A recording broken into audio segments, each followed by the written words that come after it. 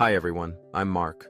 My life changed forever the day I discovered my parents left me nothing, but my golden child brother took everything. For years, I lived in my brother's shadow, unseen and unheard.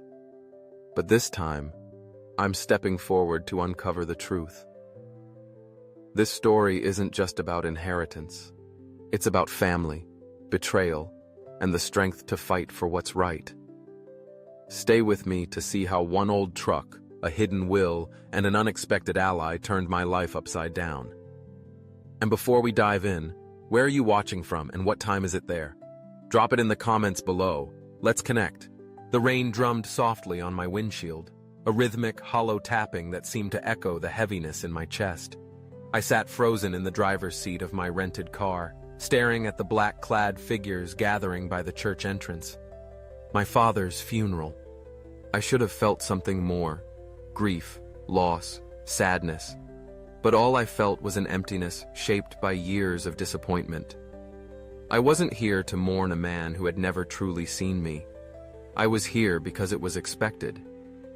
With a deep breath, I stepped out, the cool drizzle brushing my skin like the past creeping up on me. Inside, the air was thick with the scent of lilies and whispers.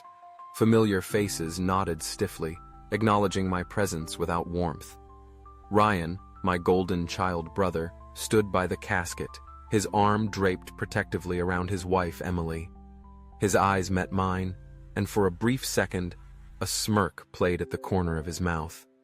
I knew that look, the same one from our childhood, when he'd win every race, every award, and every ounce of our parents' pride. The eulogy was brief, perfunctory. I listened, but my mind wandered to all the times I had tried to earn my father's approval. Straight A's, scholarships, a career built from scratch. None of it ever measured up to Ryan's charm and carefully curated successes. When the final prayers ended and the last handfuls of earth hit the coffin, I felt only relief. Whatever I owed my father died with him. Or so I thought. We gathered at the lawyer's office that afternoon.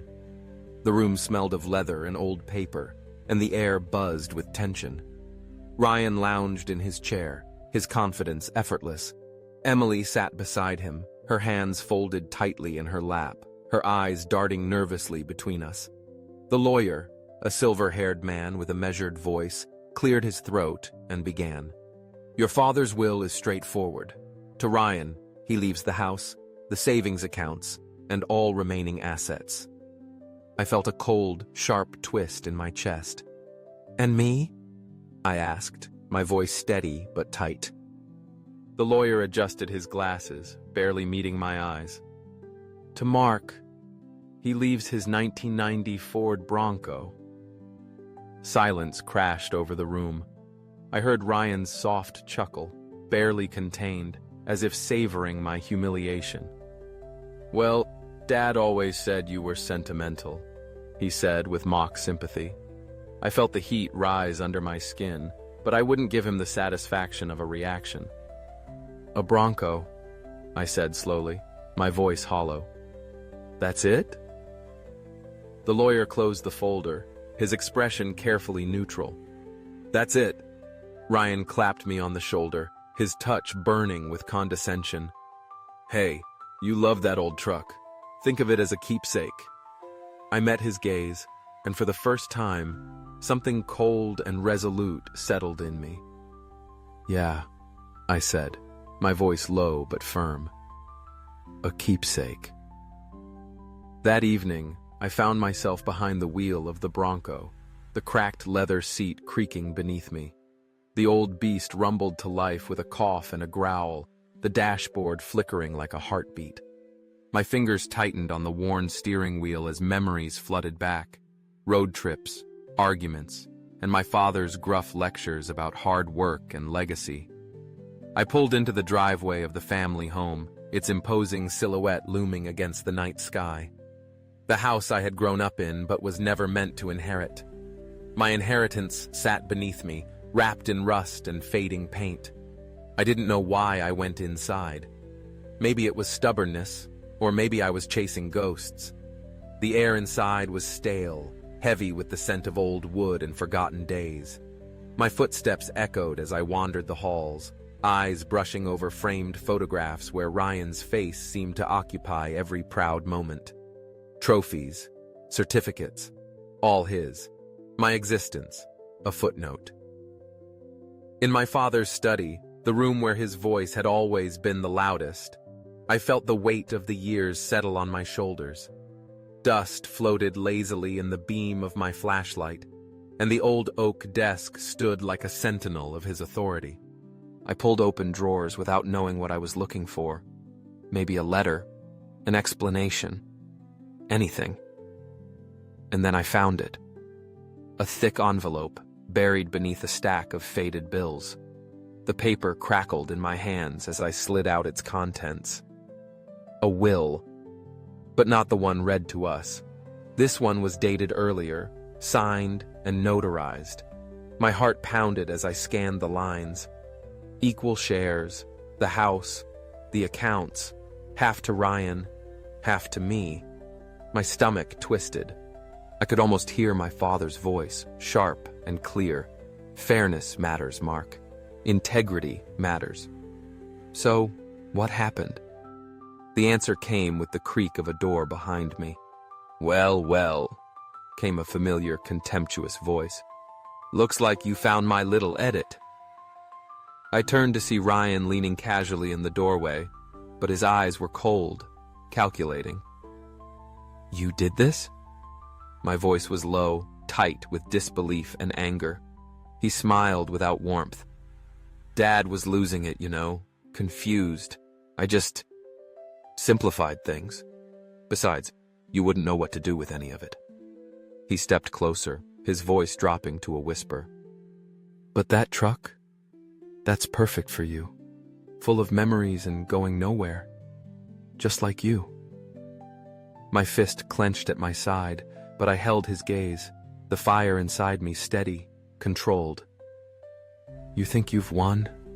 I said softly. "But this isn't over." Ryan's smirk deepened, his confidence unshaken. "It is, and you'll never prove otherwise. But hey, enjoy the Bronco." He turned and walked away, his footsteps echoing down the hall. I stood in the fading shadow of his victory, my pulse pounding with rage, hurt, and something else, resolve. I looked down at the old will, my father's signature a lifeline through the lies. Ryan believed he had the final word, but he underestimated me. He always had. With the envelope in my pocket and the Bronco's keys in my hand, I felt something shift inside me. The road ahead wouldn't be easy, but for the first time, I wasn't chasing my father's approval. I was chasing justice. The house stood like a monument to a past I could never escape. Its familiar walls seemed to breathe with the weight of memories, most of them bitter. I walked through the front door, the scent of old wood and dust wrapping around me like a forgotten dream. Every creak of the floorboards felt like my father's voice, heavy with disappointment. My eyes scanned the photographs lining the walls. Ryan's graduation, Ryan's promotions, Ryan's smiling face with our parents beaming beside him. I was a ghost in my own family history. I felt the old resentment simmering, but beneath it was something colder, resolve. I wasn't here to mourn or remember. I was here for the truth. I made my way to the study, the heart of my father's authority. The desk stood imposing, worn from years of his presence. I pulled open drawer after drawer, sifting through papers, deeds, and old letters. My pulse quickened with every page turned. This room had been his sanctuary, a place where he kept his truths and his judgments. I didn't know what I was hoping to find, maybe a letter, some final acknowledgement that I had mattered. Instead, I found something far more powerful. The envelope was thick, its edges yellowed with time. My breath caught as I unfolded the paper within. My father's signature, bold and familiar, stared back at me, and beneath it, the terms. Equal shares. The house. The money. Half to me, half to Ryan. This was the real will, and it was nothing like the one the lawyer had read. My hands trembled, the paper shaking with the storm rising inside me. My father hadn't discarded me after all. Ryan had. A voice cut through the silence. "Well, well, didn't take you long." I turned, and there he was, Ryan, leaning casually against the doorway. His smirk was lazy, but his eyes were sharp, calculating. "Put that back, Mark. You don't know what you're doing." I felt the heat rising in my chest. "You forged the will." My voice was tight with disbelief, but it wasn't a question. Ryan's smirk didn't waver. "Yeah, so what? Dad always wanted me to have it. He just didn't put it on paper. I helped him out." His eyes glinted coldly. "And let's be honest, Mark, you wouldn't know what to do with any of it." The air between us felt charged, electric with the weight of years. "You stole my inheritance," I said, the words slow and sharp. "You stole my father's trust." Ryan stepped forward, his arrogance thick enough to choke the air. "No," he said smoothly.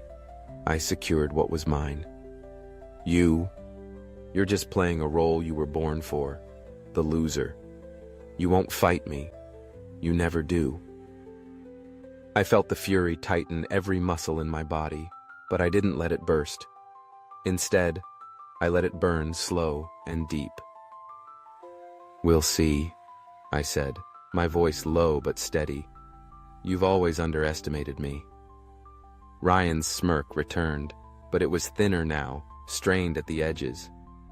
"Sure," he said, his tone dripping with mockery. "Enjoy your little moment. But you can't prove anything. That will? It's worthless without context, and you'll never get anyone to believe you over me." He turned on his heel, his footsteps echoing down the hall. I stood frozen, my heart pounding with the adrenaline of confrontation. He was right about one thing. I couldn't win this alone. I needed help. But from whom? That night, sleep didn't come.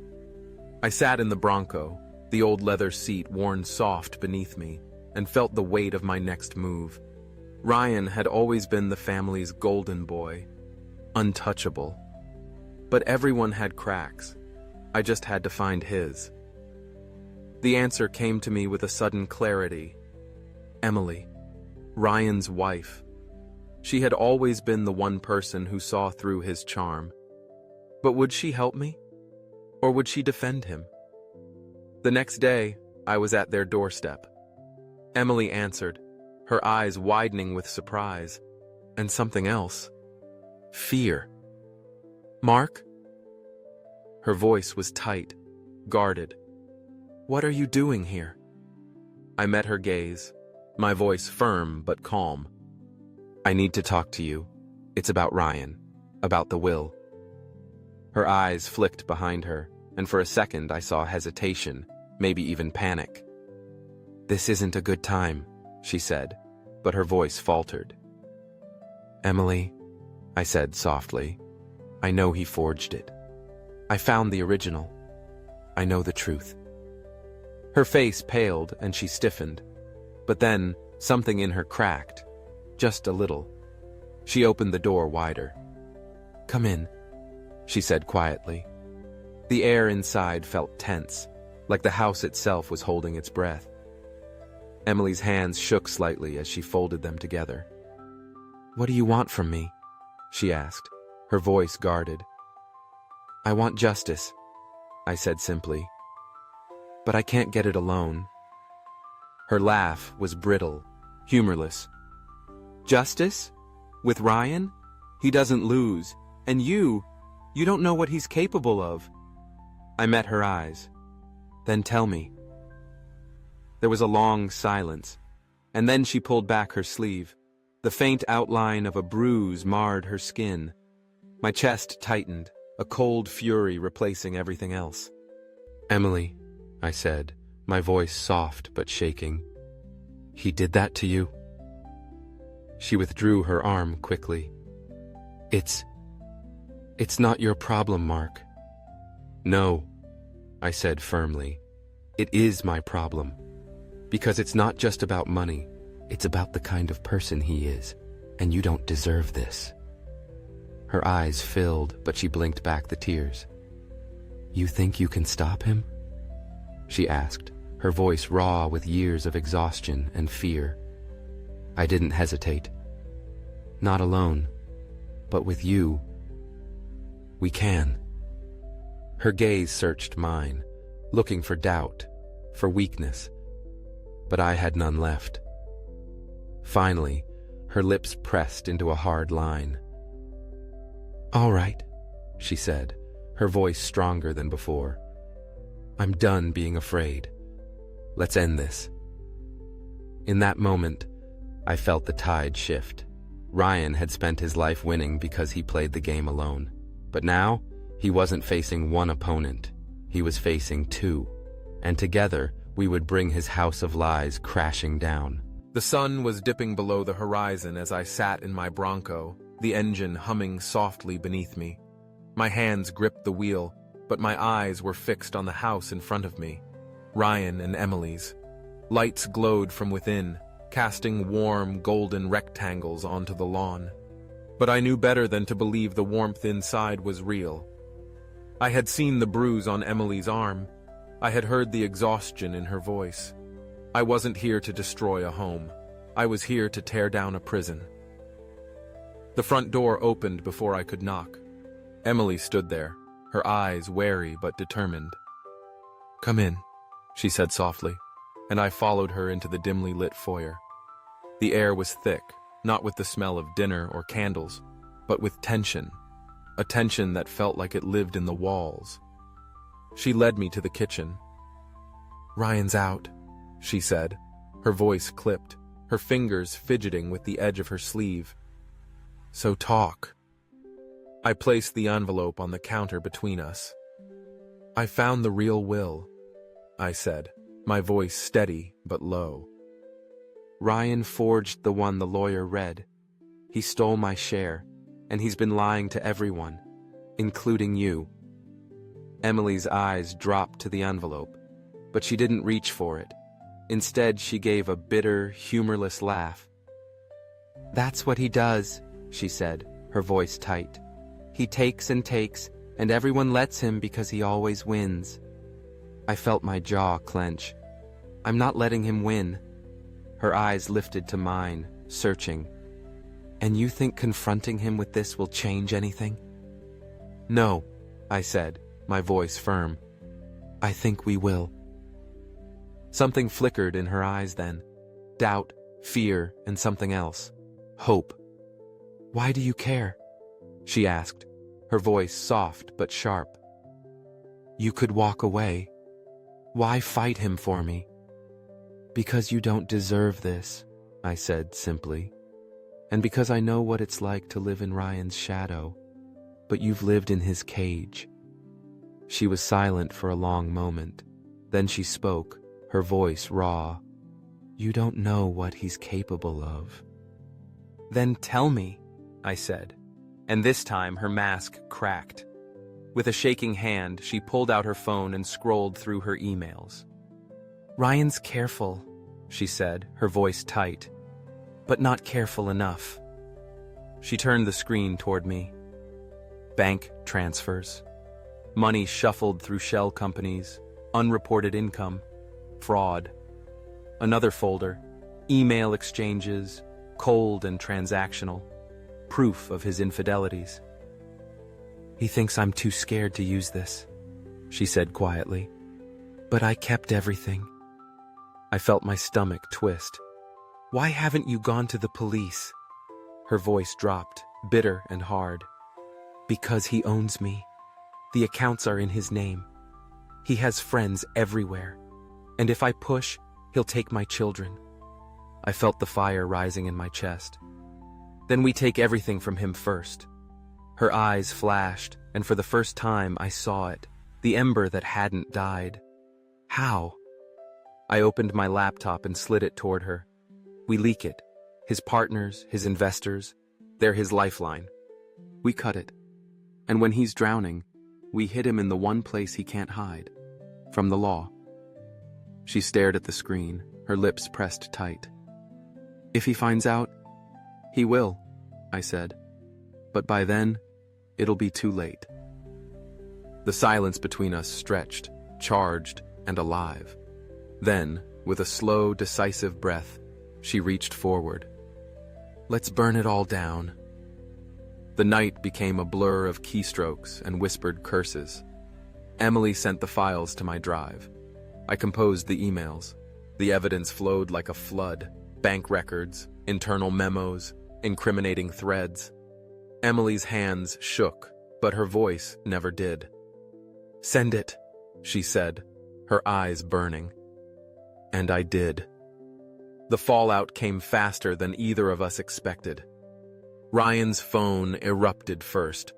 I could almost hear his rage through the unanswered calls. His partners started to distance themselves, pressuring him for explanations. By the next day, his name was already whispering through the business blogs. Embezzlement, infidelity, betrayal. His empire cracked, and we had only begun. But we weren't done. Emily filed for divorce the next morning, full custody. And this time she had the weight of his crimes behind her. When Ryan found out, he came straight for her. The front door crashed open, and his voice, low and venomous, filled the space. Emily, he growled. Where the hell is he? I stepped forward. Right here. His eyes blazing with fury, locked onto mine. You, he spat. You did this. No, I said coldly. You did. His fists clenched, and for a moment the air felt like it might shatter. But Emily stepped beside me. It's over, Ryan, she said, her voice calm and steady. I'm done being afraid of you. I saw it then, the crack, the panic behind his eyes. Ryan wasn't used to losing, and he was losing everything. You'll regret this, he snarled. But Emily didn't flinch. I already regret staying this long. The police arrived minutes later. Emily had filed a restraining order.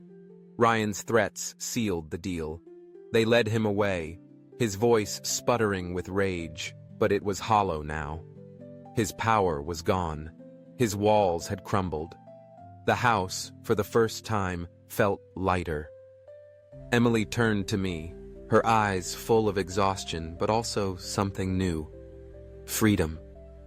Thank you, she said softly, for standing with me. I shook my head. You did this. I just gave you the chance.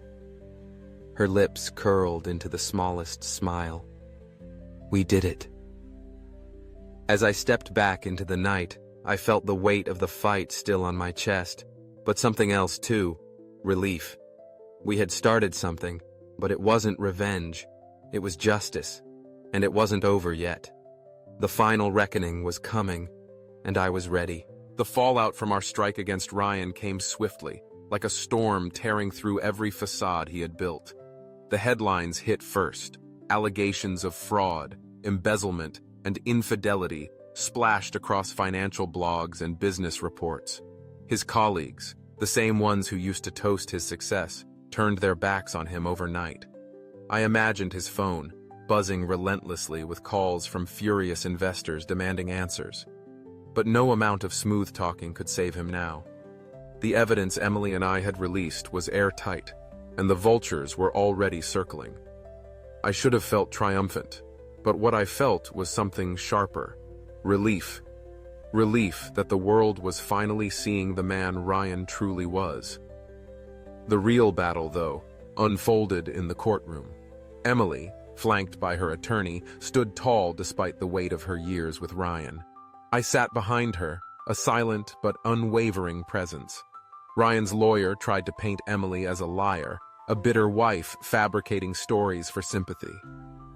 But Emily's voice was clear and steady as she detailed the abuse, the financial stranglehold, the intimidation, the bruises that spoke louder than any accusation. She didn't need to embellish. The truth had its own power. Then came the financial records, Each fraudulent transfer, each stolen asset, each thread of his deception laid bare.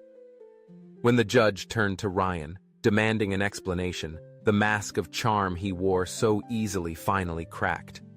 His defense was a desperate, flailing thing, built on arrogance and crumbling under the weight of undeniable facts. The verdict came swiftly. Emily was granted full custody of the children, with sole control over her finances. Ryan's attempts to manipulate the system had backfired spectacularly. But the final blow wasn't legal, it was personal. As he stood there, stripped of his defenses, Emily delivered the words that broke him.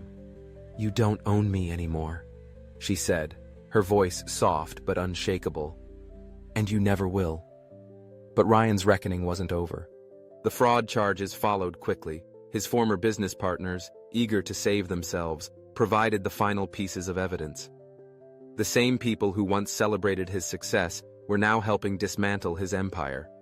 He faced lawsuits, criminal investigations, and the complete collapse of his reputation. His world was falling apart brick by brick, and for once, he couldn't talk his way out of it. When the gavel fell on his sentence, house arrest pending further investigation, he turned to me, his eyes burning with hatred. "You happy now?" he spat, his voice low and venomous. "You finally won." I met his gaze, but what he saw wasn't victory. It was something he'd never understand. "It was never about winning," I said, my voice calm. "It was about ending the damage you kept causing. And now, you're done." After the court proceedings, I met Emily outside, the cold air fresh and sharp against my skin. She stood quietly, her expression unreadable. "It's over," I said softly. She shook her head, her voice distant. "No, but it's finally ending." We shared a moment of silence, two survivors of the same storm. And then I made my final decision. "The inheritance," I said. "Half of it is yours. No strings." Her eyes widened in surprise. "Mark, you don't have to—" "I know," I interrupted, my voice firm. "But you and the kids deserve a fresh start. And I don't need it. I got what I came for." Tears welled in her eyes, but she didn't let them fall. Instead, she gave me something far more meaningful. A smile, small but full of gratitude. "Thank you," she said softly, "for everything." I left the courtroom feeling lighter than I had in years. Justice wasn't about revenge. It was about righting a wrong and making sure it couldn't happen again. Ryan hadn't just stolen money. He had tried to steal dignity, freedom, and hope. And today, we took it all back. The next morning, I found myself behind the wheel of the old Bronco, the familiar rumble beneath me. The road stretched out ahead, and with it, a future I hadn't planned for, but welcomed. I didn't need the house or the fortune. My inheritance wasn't in assets or property. It was in knowing that, for once, I had broken the cycle of harm Ryan always thrived on. As the wind rushed through the open window, I felt it. The quiet peace that comes when you choose justice over vengeance. And I drove forward, leaving the past behind, but carrying with me something more valuable than any will could ever promise: freedom. What would you have done in my place? Was splitting the inheritance with Emily the right choice? Or should I have taken it all after everything Ryan did? And tell me, was this justice or did Ryan get off too easy? Let me know your thoughts. I'm listening. If you enjoyed this story and want to see what happens next, don't forget to like, subscribe, and hit the bell for notifications. I'll be back tomorrow with another gripping chapter. Can't wait to see you there.